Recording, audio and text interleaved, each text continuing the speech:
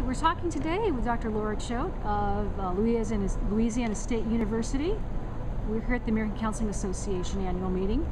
Dr. Choate's the author of the upcoming book, Adolescent Girls in Distress, a guide for mental health treatment and prevention.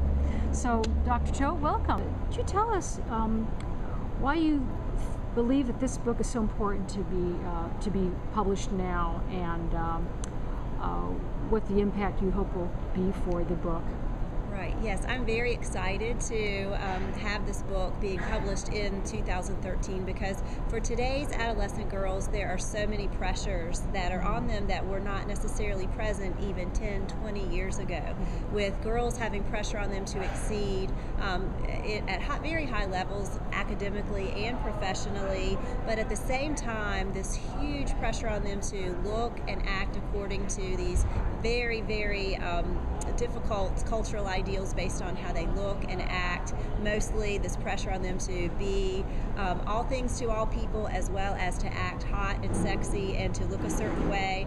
And all these pressures are coming upon them at the same time that they're reaching puberty and undergoing all these physical changes within their bodies, cognitive, social, identity changes, and without a stable sense of self where they've really learned who they are, what they believe, what they value, it's very hard for them to deal with all of these pressures, not only from the macro culture, but also pressures coming at them just because of their developmental stage in life. Right. So it's really important for counselors to be able to understand these cultural trends as well as the developmental aspects of the adolescent period. How do you see this book being different from other books that have been published before that deal with the psychology of girls, or counseling, or other interventions with girls? How do you see this as being so unique compared to other books that have been published on this topic?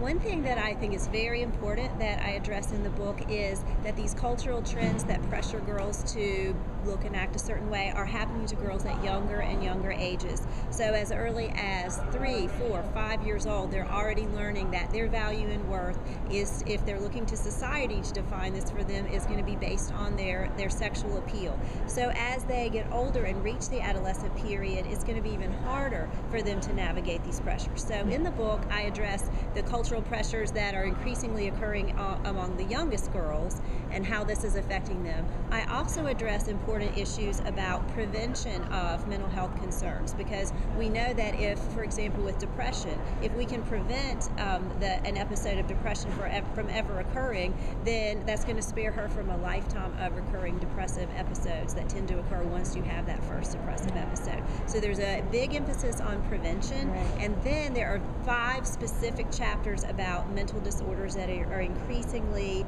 occurring among adolescent girls, and those chapters are depression, eating disorders, self-injury, substance abuse, and sexual victimization. So there's very specific evidence-based treatments that are described in those particular chapters. So it's the foundations, it's prevention, as well as very specific treatment.